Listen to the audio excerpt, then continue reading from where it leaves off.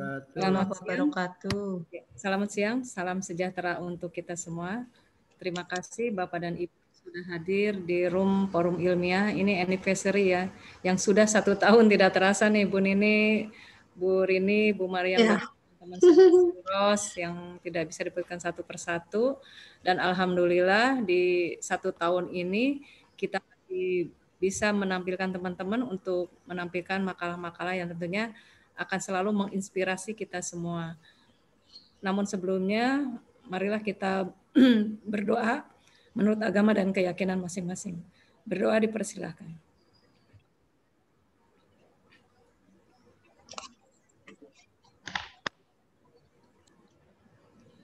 Berdoa selesai. Bapak dan Ibu, hari ini ada 3 pemakalah yang akan tampil di acara forum ilmiah ini. Yang pertama yaitu Ibu Mariam SPD MPD. Beliau adalah pengawas SMA dari Dinas Pendidikan Provinsi Sulawesi Barat ya. Kemudian juga ada Ibu Dr. Anda Wiwi Parluki dari Dinas Pendidikan Kabupaten Banyumas. Beliau adalah pengawas SMP. Dan juga ada Pak Ngakan Putu Suwarjana.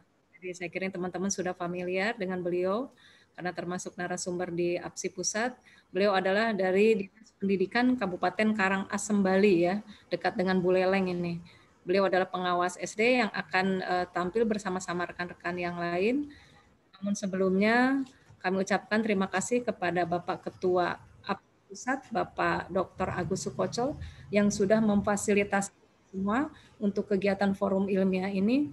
Kemudian juga di sini sudah hadir rekan-rekan panitia dan sebelumnya mohon maaf Bu Lili sebagai koordinator tidak bisa menemani kita semua, sedang ada pelatihan penguatan asesor ya.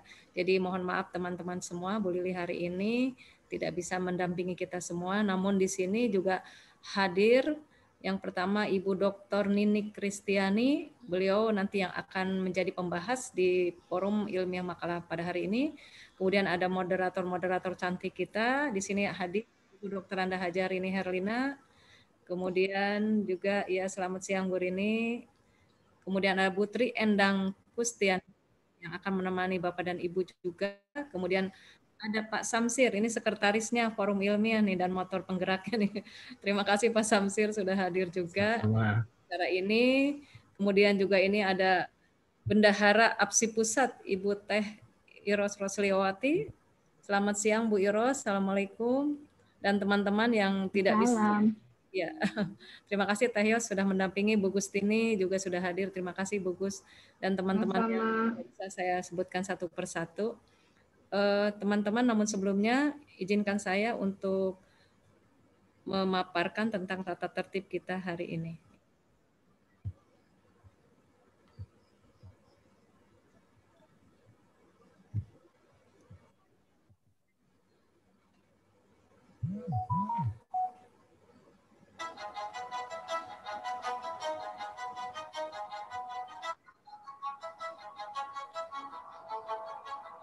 Sudah terlihat Bu Rini ya?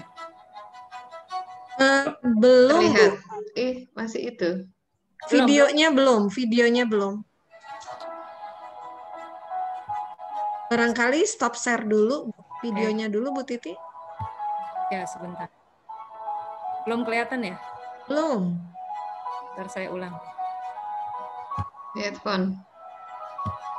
Sudah di on sih ini. Headphone. Sekarang sudah terlihat belum? Belum Bu. Belum Bu Titi. Saya ulang. Sudah terlihat belum Bu Eno? Belum Bu. Di headphone Bu. Ada share video. Yang sebelah pojok kiri ada video.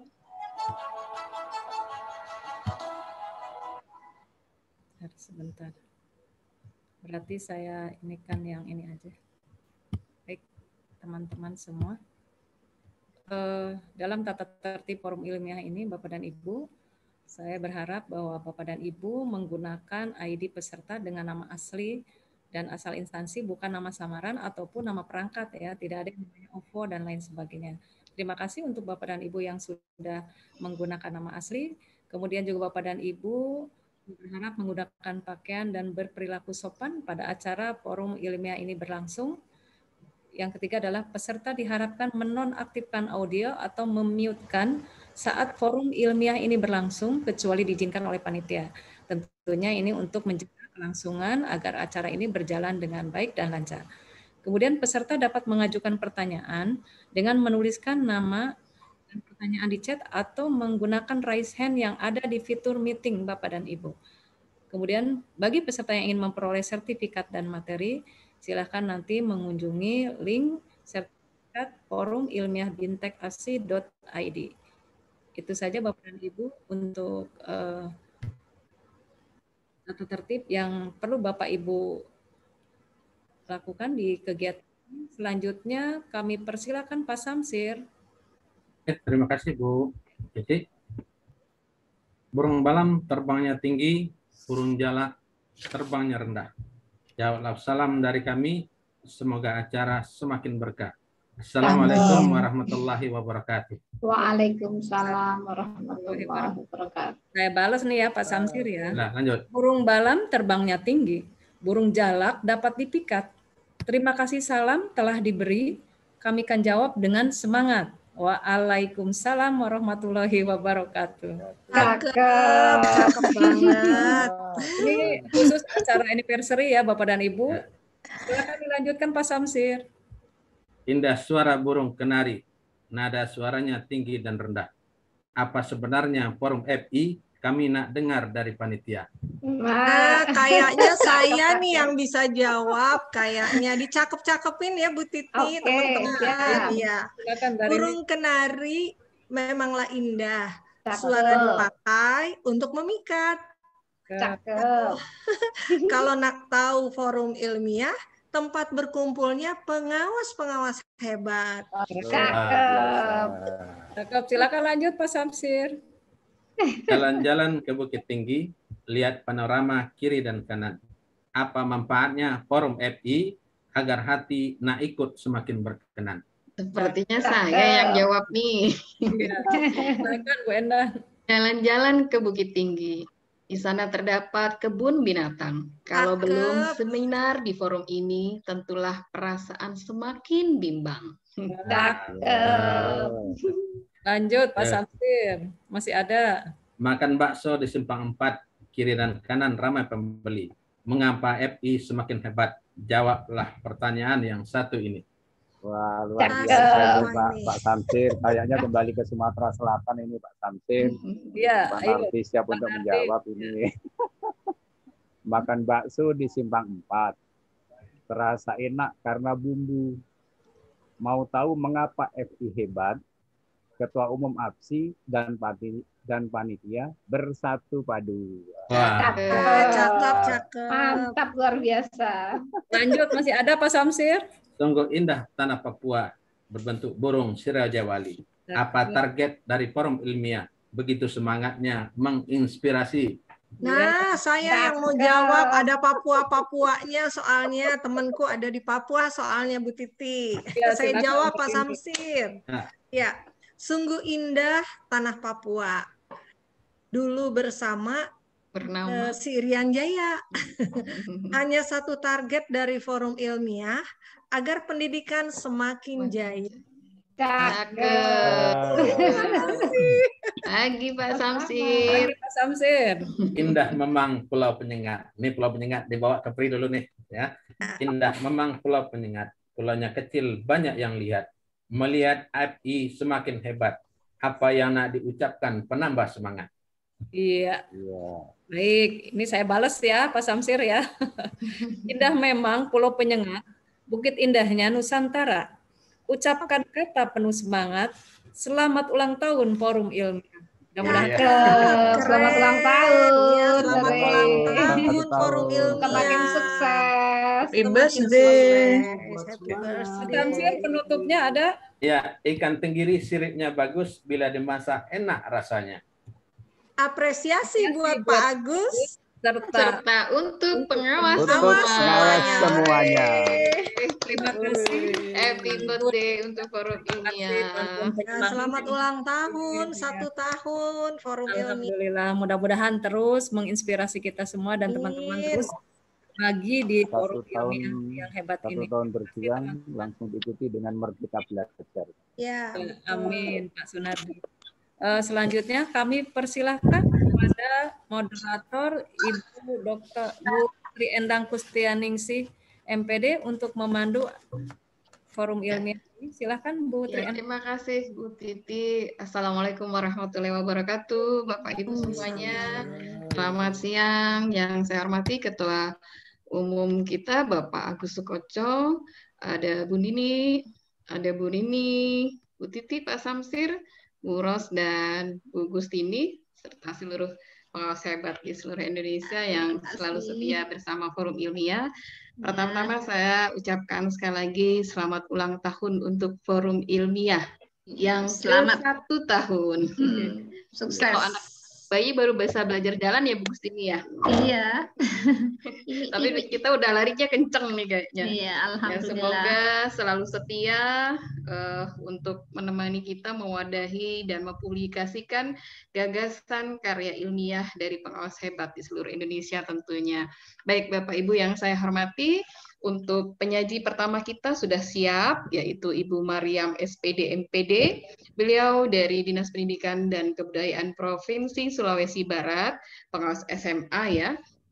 Kali ini Bu Mariam akan menyajikan makalahnya yang berjudul Bimlat Guru Melalui Strategi Simulasi Teman Sejawat, Perancang Pembelajaran Berdiferensiasi ya dalam rangka mewujudkan Merdeka Belajar. Nah, untuk itu Bu Mariam waktunya 15 menit untuk paparan, kemudian 20 menit nanti untuk tanya jawab.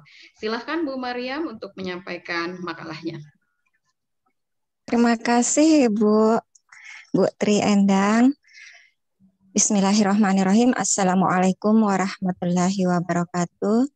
Selamat siang.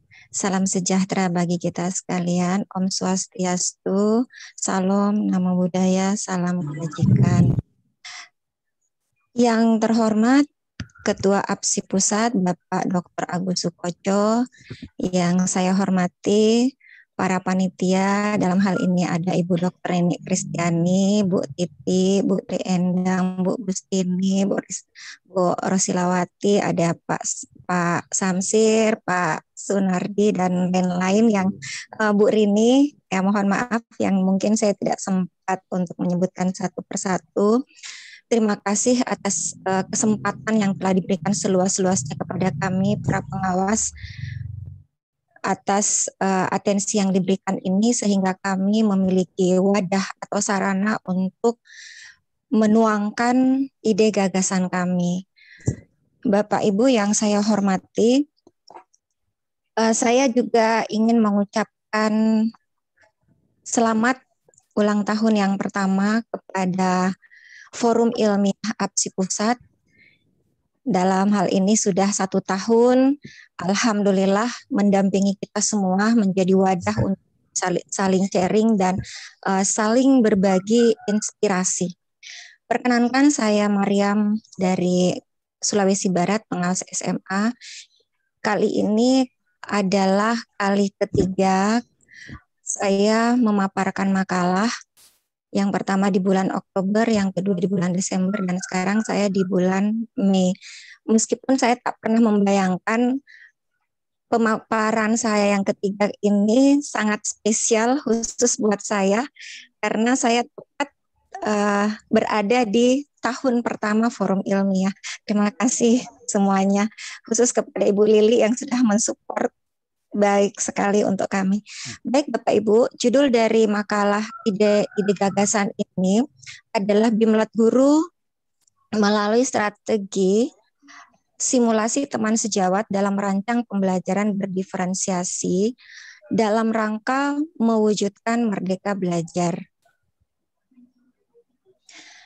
Yang mendasari atau yang melatar belakangi ide gagasan ini muncul antara lain yang pertama adalah tentang Merdeka Belajar. Saya yakin dan percaya di antara kita semua yang ada di forum ini tentu sudah tidak asing lagi dengan kata Merdeka Belajar. Karena Merdeka Belajar ini merupakan salah satu program yang dikeluarkan atau yang dicanangkan oleh Mendikbud yang sudah memperoleh beberapa kali tahapan mulai dari Merdeka Belajar 1 hingga Merdeka Belajar 6 yang terakhir itu adalah tentang sekolah penggerak. Nah, Bapak Ibu, di sini konsep Merdeka Belajar ini sebenarnya kalau kita mengatakan Merdeka Belajar itu adalah merdeka dalam belajar. Jadi murid merdeka dalam belajar, guru pun merdeka dalam melakukan proses pembelajaran.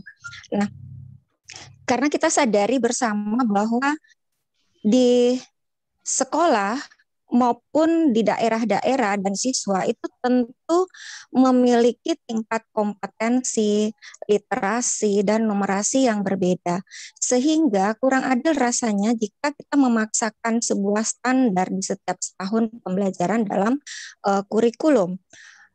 Kemudian di sisi lain diyakini bahwa setiap anak itu harus mendapatkan kesempatan yang sama untuk belajar dengan cara terbaik yang sesuai dengan profil mereka atau minat mereka. Nah, disinilah sebenarnya diperlukan inovasi dan kreativitas guru dalam mencari materi yang pas. Nah, mengingat hal tersebut, maka Merdeka Belajar ini salah satu breakdown-nya itu adalah pada pembelajaran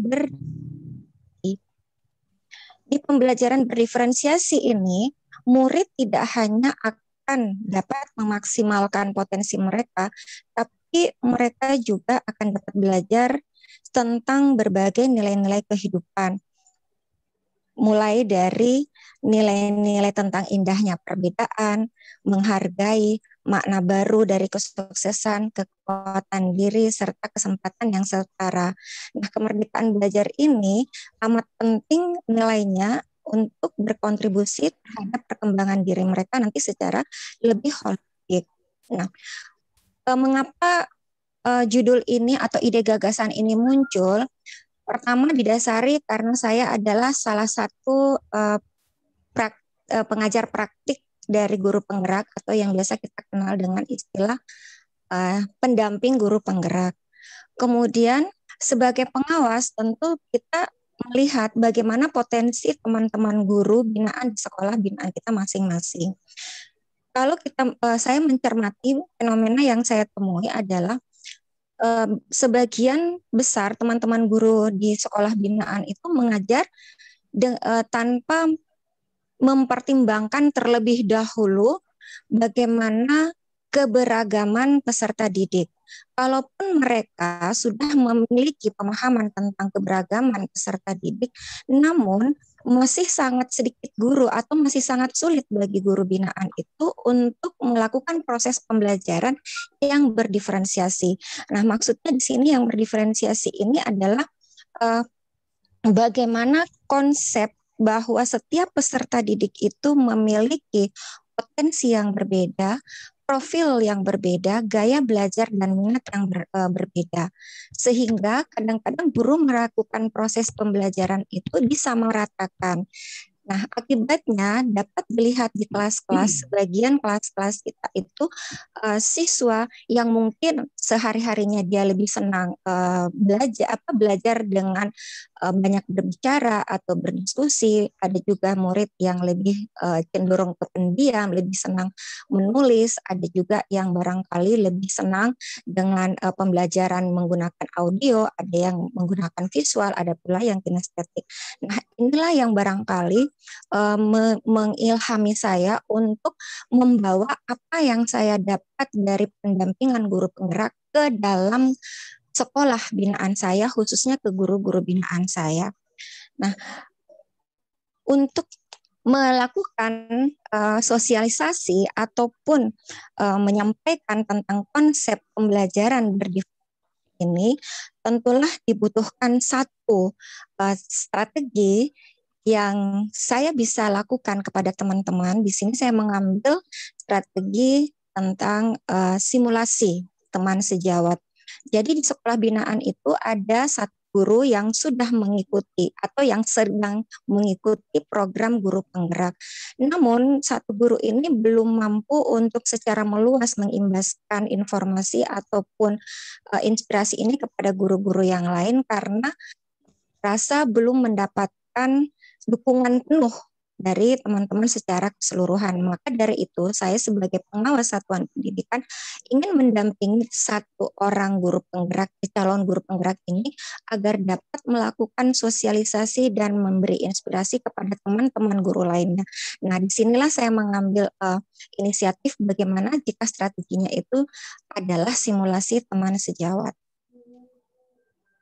Baik Bapak Ibu, tentang konsep merdeka belajar ini sebenarnya intinya adalah merupakan akar dari filosofi Bapak pendidikan kita yaitu Ki Hajar Dewantara, di mana esensinya itu adalah bermakna kemerdekaan belajar, yakni memberikan kesempatan belajar sebebas-bebasnya dan senyaman-nyamannya kepada anak didik untuk belajar dengan tenang, santai, dan gembira tanpa stres dan tekanan dengan memperhatikan bakat alami yang mereka punyai tanpa memaksa mereka mempelajari atau menguasai suatu bidang pengetahuan di luar dari hobi mereka.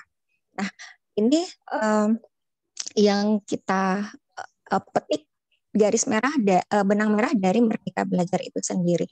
Sehingga nanti peserta didik itu akan memiliki portofolio sesuai dengan kegemarannya masing-masing. Kemudian tentang konsep pembelajaran berdiferensiasi, ini juga nantinya selaras dengan arah pengembangan Merdeka Belajar, di mana tadi dikatakan bahwa konsep Merdeka Belajar itu adalah pemahaman akan profil siswa, bagaimana kebutuhannya, persiapan guru, keterlibatan siswa dalam pembelajaran. Nah, dari sini diketahui bahwa pembelajaran berdiferensiasi ini merupakan suatu usaha menyesuaikan proses pembelajaran di kelas untuk memenuhi kebutuhan belajar individu. Nah, proses pembelajaran berdiferensiasi dilakukan untuk menjawab kebutuhan, gaya, atau minat belajar dari masing-masing siswa. Selanjutnya, pembelajaran berdiferensiasi ini pada dasarnya ada 3 jenis diferensiasi yang diperkenalkan. Ada yang disebut dengan diferensiasi konten, ada diferensiasi proses, dan diferensiasi produk. Nah, diferensiasi konten di sini maksudnya adalah strategi membedakan pengorganisasian dan format penyampaian konten. Nah, konten di sini yang dimaksud adalah materi pengetahuan, konsep, dan keterampilan yang perlu dipelajari murid berdasarkan kurikulum. Itu tentang diferensiasi konten. Sedangkan untuk diferensiasi proses ini merujuk pada strategi membedakan proses yang harus dijalani oleh murid yang dapat memungkinkan mereka untuk berlatih dan memahami isi atau konten suatu materi. Yang ketiga, diferensiasi produk. Di sini maksudnya adalah strategi memodifikasi produk hasil belajar murid, apakah itu hasil latihannya, penerapan, dan pengembangan apa yang telah dipelajari. Jadi 3 aspek diferensiasi inilah yang menjadi ruh dari pembelajaran berdiferensiasi. Nah, selanjutnya adalah bagaimana yang disebut dengan simulasi teman sejawat. Nah, dalam Wikipedia dijelaskan atau dituliskan bahwa pengertian simulasi itu adalah suatu proses peniruan dari sesuatu yang nyata beserta keadaan di sekelilingnya. Sedangkan teman sejawat di sini berarti kawan sepekerjaan. Nah, strategi simulasi teman sejawat ini maksudnya adalah proses peniruan pembelajaran berdiferensiasi di antara teman guru, di mana nanti terjadi saling belajar dan berbagi pengetahuan serta pemahaman tentang pembelajaran berdiferensiasi. Nah, nanti hasil dari simulasi pembelajaran berdiferensiasi ini muaranya adalah tersusunnya RPP berdiferensiasi. Nah, adapun langkah-langkah dari simulasi teman sejawat ini, yaitu pertama adalah pengawas melakukan sosialisasi. Nah, sosialisasi di sini dilaksanakan untuk memberikan pemahaman awal kepada semua guru binaan di sekolah tersebut bagaimana yang disebut dengan diferensiasi. Lalu apa tujuannya dan bagaimana tahapan penerapannya.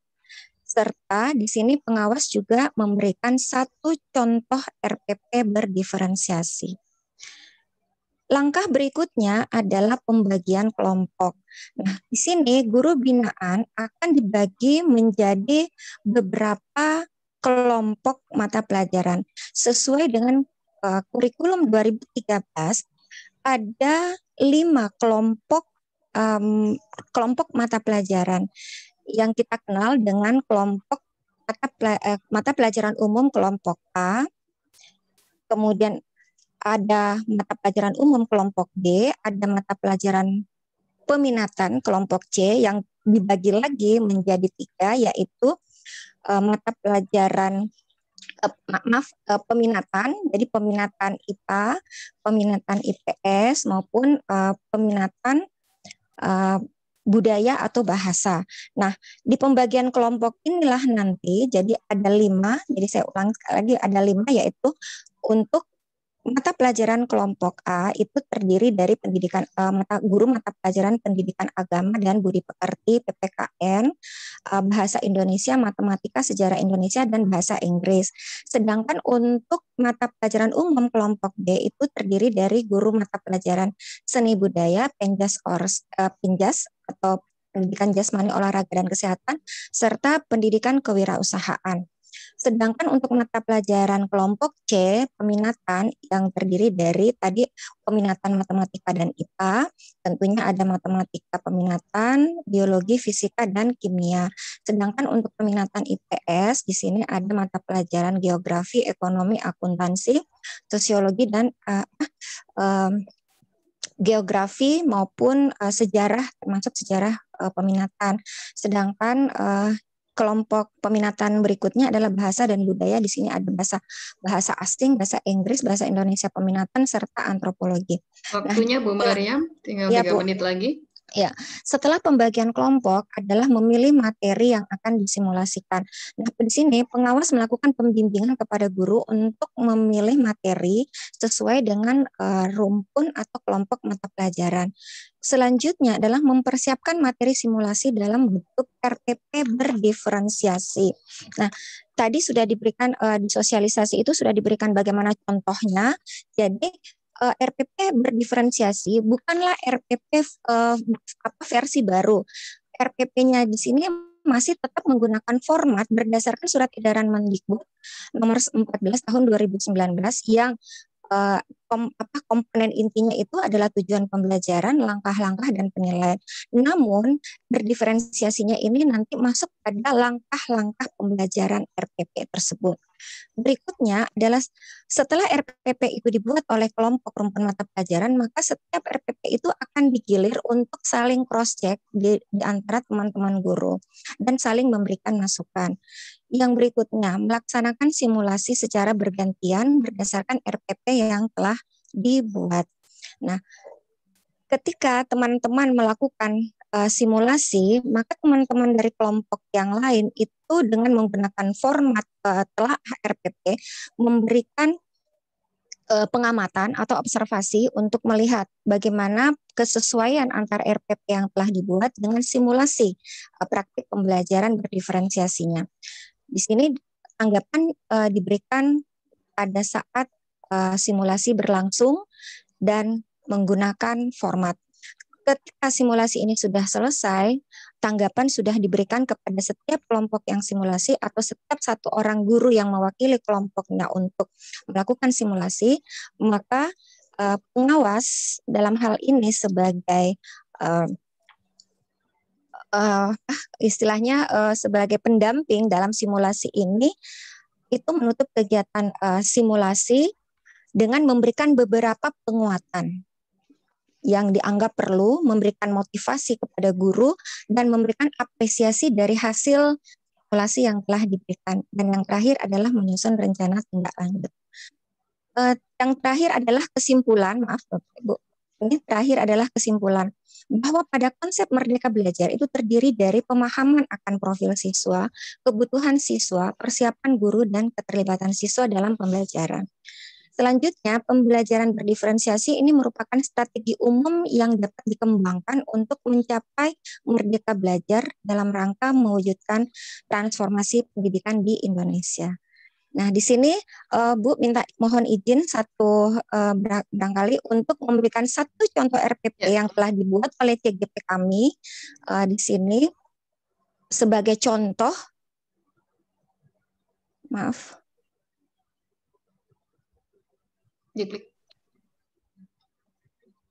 Yes. Ini ya Bapak Ibu mohon maaf, ini adalah salah satu contoh RPP berdiferensiasi yang sudah menerapkan konsep pembelajaran berdiferensiasi oleh salah satu rekan guru. Ya, jadi belum keluar. Oh, belum keluar hiperlinknya. Oh, ini sudah, kalau di laptop saya sudah, Ibu, mohon maaf. Iya, mungkin kalau di presentasi tidak bisa hiperlink, Bu. Oh, begitu Pak ya. Oh, mohon maaf ya. Jadi intinya RPP-nya, contoh RPP-nya ada. Ibu bisa tampilkan nanti di stop, ya. Ibu keluarkan lagi. Saya keluar dulu ya, Bu ya. Ya, di stop share. Ibu sampaikan dulu lagi. Share screen untuk yang Word.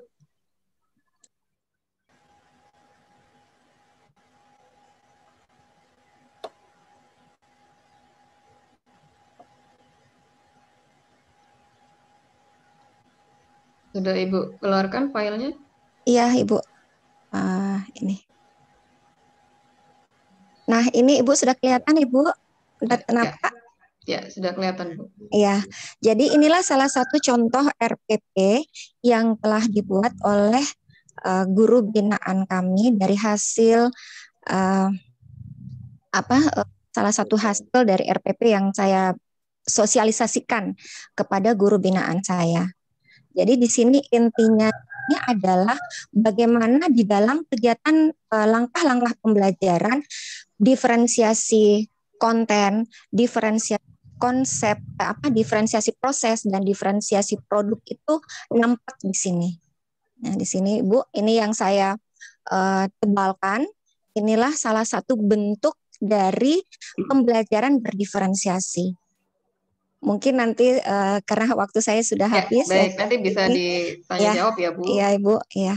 Makasih Ibu atas waktu yang diberikan. Terima kasih kepada teman-teman pengawas. Mohon masukan dan sarannya karena sebenarnya ini memang belum saya laksanakan karena rencananya nanti dilaksanakan itu kalau bukan di akhir bulan Juni, di awal bulan Juli ketika saya akan mendampingi guru-guru binaan saya dalam menyusun perangkat pembelajaran. Terima kasih. Wassalamualaikum warahmatullahi wabarakatuh. Waalaikumsalam warahmatullahi wabarakatuh. Terima kasih Bu Maryam. Ini luar biasa sekali ya. Sesuatu yang terinspirasi dari pengalaman Bu Maryam sebagai pendamping praktik mengajar guru penggerak, begitu ya Bu Maryam ya. Betul Ibu. Dan hasil akhirnya adalah sebuah RPP yang berdiferensiasi. Nah, seperti apa tadi sudah dicontohkan, tapi lebih mendalam lagi nanti Bapak Ibu bisa mengupasnya dalam tanya jawab Bapak Ibu diskusi kita ini. Seperti apa ciri khususnya atau ciri khasnya yang diferensi konten tadi ya, kemudian ada proses dan produk. Nah, mungkin ada ciri khasnya Bu ya, kalimat-kalimat yang seperti apa yang menunjukkan diferensiasinya itu. Baik Bapak Ibu, untuk menghemat waktu langsung saja saya silahkan Bapak Ibu untuk bertanya. Di sini ada Bapak Dus atau Ibu nih ya, Dus Ignatun. Bu Dus Ignatun. Ibu. Ya, Ibu Dus. Ya. Silahkan Ibu. Terima kasih. Bismillahirrahmanirrahim. Assalamualaikum warahmatullahi wabarakatuh. Waalaikumsalam warahmatullahi wabarakatuh. Kepada Ibu Maryam, luar biasa, menginspirasi sekali. Saya hanya ingin mengajukan 2 pertanyaan dan 1 masukan saja. 1 masukan yang pertama, kalau tidak salah itu Wikipedia itu kalau bisa tidak digunakan sebagai sumber referensi. Kemudian pertanyaan saya, tadi saya kira sudah dilaksanakan, tetapi rupanya belum. Bu, saya mau bertanya. Saya memang sedang merencanakan juga, tetapi ada satu kemungkinan pertanyaan dari guru. Kan ketika mereka diminta untuk membuat RPP yang 1 lembar katanya dulu itu, prinsip penyusunannya adalah efisien, efektif, dan berpusat pada siswa. Kalau tidak salah yang disampaikan Ibu adalah berpusat pada siswa. Bagaimana jika ada guru yang akan bertanya, Bu, bukankah prinsip penyusunan RPP itu efisien? Nah, apakah jika terdapat guru yang mempertanyakan, apakah dengan membuat RPP berdiferensiasi itu tidak sejalan dengan prinsip efisien. Nah, seandainya nanti ada, jadi saya memang belum melaksanakan, hanya baru mencari, seandainya ada pertanyaan seperti itu, bagaimana kira-kira strategi jawaban kita. Itu yang pertama.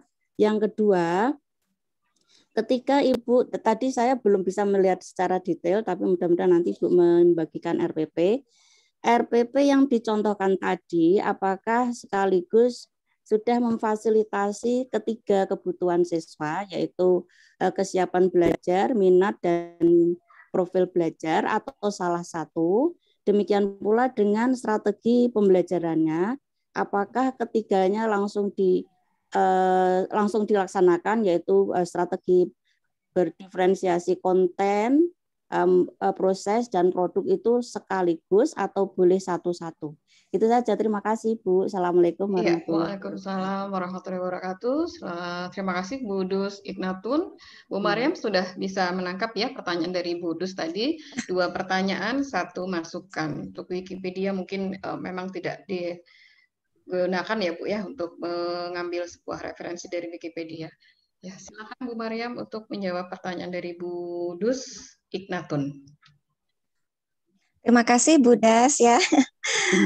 Sarannya insya Allah saya akan terima insya Allah.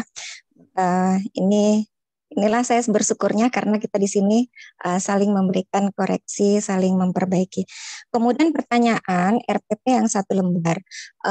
Maaf Ibu, karena tentang istilah RPP 1 lembar sebenarnya saya kurang setuju kalau dikatakan RPP 1 lembar karena ya. Ibu Maryam termute. Bu Maryam termute. Bu Maryam. Aduh maaf Ibu, dari tadi saya ngomong saya pikir udah. Ya, prinsip ya Bu, prinsip efektif efisien. Efisien dari RPP RPP. Maaf Ibu, sebelumnya saya ingin menggarisbawahi tentang istilah RPP 1 lembar. Karena yang saya pahami RPP itu tidak mutlak lembar. Yang ada di dalam surat edaran Mendikbud itu bukan dikatakan RPP 1 lembar, tetapi RPP yang disederhanakan. Dari yang komponennya ada 13, tinggal menjadi 3 komponen inti saja. Nah, itu disitulah konsep efektif dan efisiennya sebenarnya. Jadi tidak ribet, tidak lagi mempersulit guru dalam penyusunan administrasi. Nah, tadi pertanyaannya, jika RPP ini dimasukkan konten berdiferensiasi yang ada ada poin atau ada aspek diferensiasinya, apakah ini tidak efektif lagi? Kalau menurut saya tetap Ibu. Efisien maksudnya. Efisien, iya. Tetap Ibu. Kenapa? Karena ini tidak menambah komponen baru dalam sebuah RPP, tetapi dia terintegrasi di dalam langkah-langkah pembelajaran. Jadi tidak memunculkan satu kegiatan secara tertulis, tetapi dia memang dituliskan di dalam situ, tetapi tidak menambah dari komponen RPP tersebut. Jadi dia terintegrasi di dalam langkah-langkah. Nah, bukankah memang selama ini guru-guru memang selalu harus menyusun langkah-langkah. Namun langkah-langkah yang dibuat oleh teman guru itu lebih memperhatikan kebutuhan murid atau yang kita sebut dengan berpihak pada murid. Nah, berpihak pada murid ini kan salah satu adalah aspek yang perlu diperhatikan dalam penyusunan RPP. Nah, ketika kita memasukkan memperhatikan 3 aspek diferensiasi ini, maka otomatis memperhatikan kebutuhan murid itu sudah tercakup di dalamnya. Kemudian untuk contoh RPP, tadi yang kedua, pertanyaan Ibu yang kedua, apakah ketiga jenis diferensiasi ini itu harus muncul dalam satu kali pertemuan, ataukah boleh satu RPP? Ya, dalam satu RPP. Yang disebut di sini Ibu adalah dalam langkah-langkah pembelajaran itu tidak mutlak ketiga-tiganya harus satu kali muncul. Jadi boleh misalnya di pertemuan satu itu muncul baru diferensiasi tentang konten, bagaimana pengorganisasian konten tersebut. Nah, mungkin yang muncul baru diferensiasi proses bagaimana anak-anak dalam proses pembelajarannya. Nah, sedangkan yang ketiga mungkin di pertemuan berikutnya barulah muncul ada diferensiasi produknya. Jadi yang jelas, karena kita tahu bersama bahwa di dalam satu RPP itu biasanya satu RPP itu kan biasanya ada satu atau lebih dari satu kali pertemuan. Jadi intinya dalam satu RPP itu boleh ketiga-tiganya dimunculkan jika memang itu dianggap bahwa itu sudah dapat dimasukkan sesuai dengan materi, ataukah boleh satu dulu. Nanti pada RPP berikutnya baru muncul lagi yang berikutnya. Itu Bu Das, terima kasih atas masukan dan pertanyaannya. Ya, terima Ya, kasih. bagaimana Bu Das? Iya, terima kasih. Sudah terjawab semua? Saya boleh klarifikasi satu lagi ya Bu ya. Jadi yang untuk memang RPP berdiferensiasi itu kan guru tidak menambahkan langkah, tetapi paling tidak guru menambahkan bahan ajar. Karena kan kita memfasilitasi siswa sesuai dengan kesiapan belajar, minat maupun gaya belajarnya gitu. Paling tidak bahan ajar kan tidak hanya satu. Kemudian medianya juga tidak hanya satu, disesuaikan dengan gaya belajar siswa. Nah, yang saya maksud apakah dengan pelaksanaan bisa mewadahi tadi ya Bu ya. Apakah itu akan membuat guru ribet amat sih atau bagaimana gitu. Kira-kira kan belum dilaksanakan jadi belum tahu. Tapi saya hanya membayangkan kira-kira ada enggak ya guru yang bertanya begitu. Ini kan berarti berlawanan dengan yang ini gitu. Memang kan untuk RPP 1 lembar itu tidak ada tulisan dimanapun, hanya diucapkan oleh Pak Menteri memang. Tapi memang kami sudah biasa menyampaikan bahwa jangan sekali-sekali mengatakan kalau RPP 1 lembar sehingga fontnya dikecilkan sekali biar jadi 1 lembar kan gitu. Itu Bu. Jadi saya hanya memperkirakan hal yang terburuk saja. Seandainya ada guru yang menyampaikan pendapat bahwa Bu, kalau saya harus menyiapkan bahan ajar lebih dari 1, media lebih dari 1, kemudian mungkin penilaian, kalau penilaian tidak ya, kalau produk itu kan terserah siswa memilih yang seperti apa. Paling tidak membuat rubrik lebih dari 1 gitu, apakah mereka merasa wah berarti ini tidak efisien gitu. Itu saja Bu. Kira-kira itu hanya kekhawatiran saja. Tidak ada yang begitu. Terima kasih. Iya, Bu Mariam, mau ditanggapi? Iya, Ibu. Karena sudah selama berapa bulan ya, sekarang saya sudah melakukan pendampingan kurang lebih 5 bulan lebih ya. Besok ini adalah pendampingan yang ke-6 karena saya bertugas di angkatan pertama.